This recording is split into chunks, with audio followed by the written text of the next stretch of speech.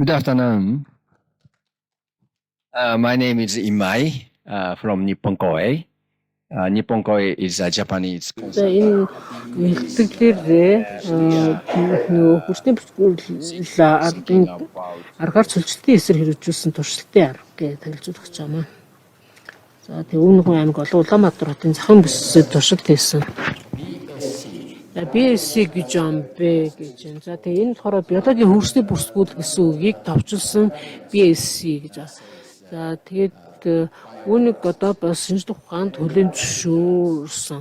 За тэгээд бид тэр biocrust гэж нэрлэдэг байгаа. Энэ юу хэлж байгаа юм бэ гэж байна. За тэгээд энэ нь болохоор хөрсний микроорганизм болон элементүүдээс бүрдсэн нэмгэн гадаргын давхаргыг одоо хэлж байгаа гэж байна. За тэгээ энэ болохоор тэр чана бактериал личинмос бактери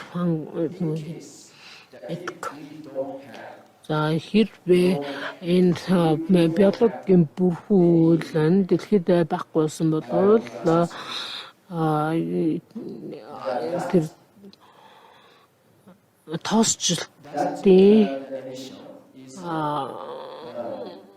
ялгарл нь болохоор 1.6 дахин нэмэгдэх байсан гэдэг. За тэгээ энэ биocrust гэж нэрлэдэг байгаа хөрсний биологийн бүрхүүл болохоор тэрс тоосоор гарахаас сэргийж ийм чухал давхар байгаамаа.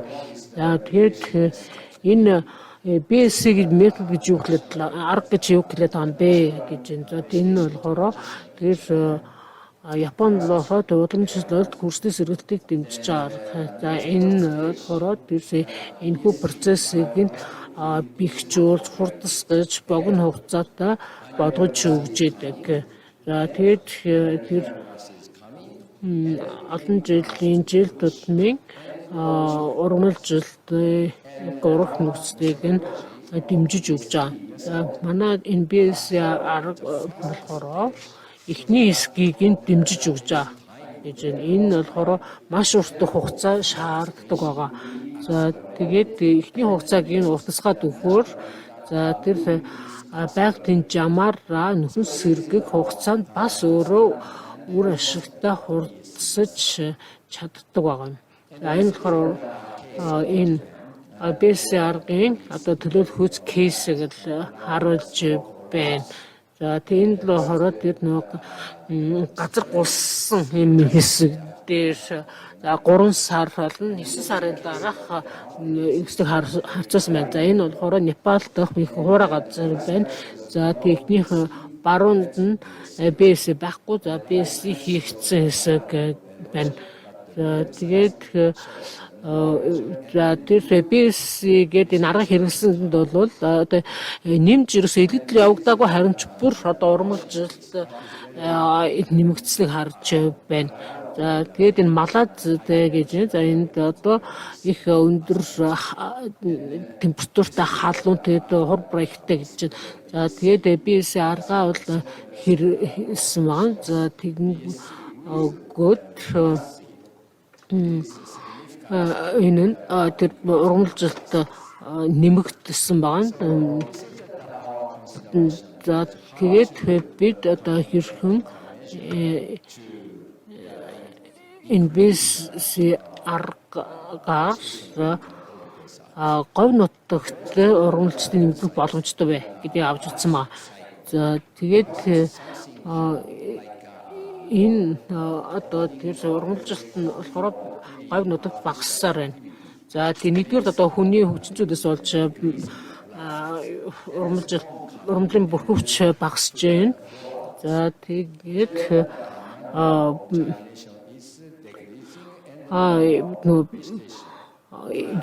салшуурганд одоо хийсээ авчиж гэнэ гэж энэ хөрсдөг. Тэгээд энэ хөрсөг тэг үрийг нь хамгаалдаг нэггүй бас өвс нь алга болоод байгаа байна. За тэгээд тэр үр хөврөлийг нь одоо урсгаад болгон хийсгээд аваад явж байна гэж байна.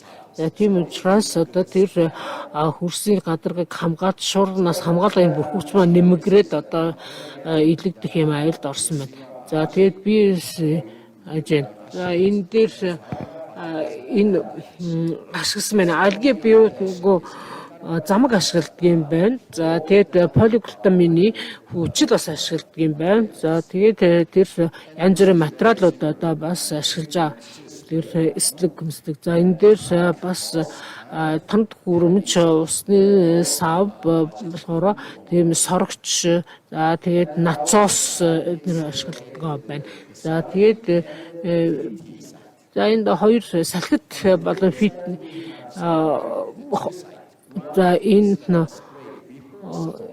за тэр шуурга гарахаас өмнө чигшүүлсэн гэж байна. За дараагийнх нь болохоор шуурны дараа гэж байна. За тэгээд ихнийх нь болохоор тэр эрүүл бэлчээр. За тэгээд дараагийнх нь болохоор тэр дороодсон газар байна. За энэ болохоор энэ дээр 3 сард буюу хавар эрт за тэгээд тэр 9 сард харсан маа. За тэнийг харьцуулж жин за цэцэд энэ хүү судалгаа хийсэн тэр өмнө говьт гэдэг нь за тэгээд энэ манай энэ хүү төрсөлтийн талбай. За тэгээд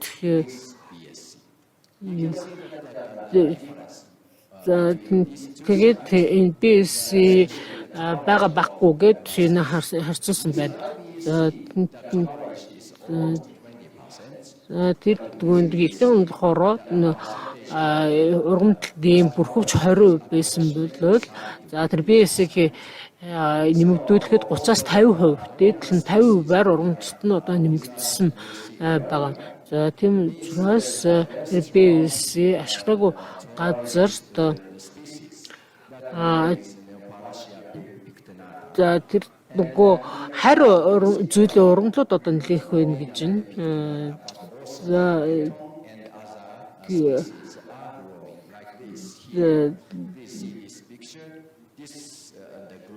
За тэгээд зарим одоо тэр нутаг шмал ургамлууд бол одоо эрүүл жамаараа ургасан гэж байна. За тэгээд энэ BS хэрэгжүүлээд тэр цаг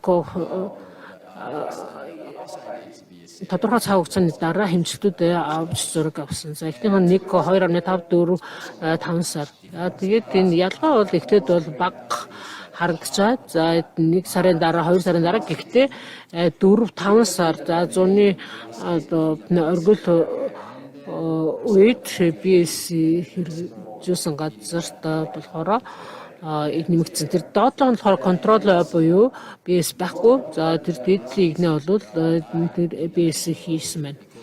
За тэгээд 5 сарын дараа цөөхөн байгаа. За тэгээд тэр газрын хөрсөө бол ургамлтай хамгаалж чадахгүй гэж. За тийм учраас 5 сарын дараа одоо байна. За гэтэл 5 сарын дараа BS аргыг ашигласан газарт бол ургамлын үндэс гүнзгий тэгээд энэ хөрсөө хамгаалах чадвар нас сайн байгаа. За тэгээд за тэр зүүн тал нь болохоор BS хэрэгжүүлсэн газар. За тэгээд энэ за 2 сарын энэ дараа бол одоо ургамал ургасан гэж энэ үрслээд 4 сар хүртэл одоо бас нэлээ их ялгаатай болж ирсэн. За ялгаагийн хувьд тэр 30-аас 50% гэсэн. За тэгээд 2-3 сараас бол энэ ургамлын бүрхөвчийн ялгаа бол мэдэгдэхүйц одоо ажиглагддаг. За тэгээд энэ говь нутагт Монгол улсад BS аргыг бол ашиглах. За тэгээд энэ хөрс сайтай бол одоо сайн ургаж байна.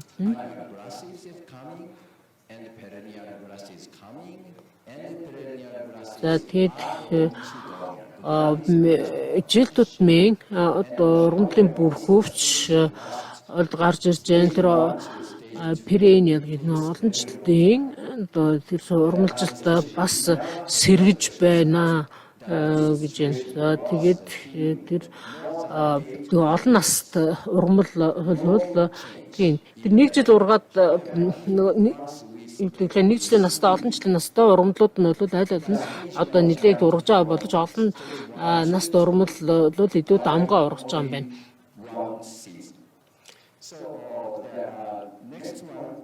За дараагийн дүгнэлт болохоор энийг санаарай гэж байна.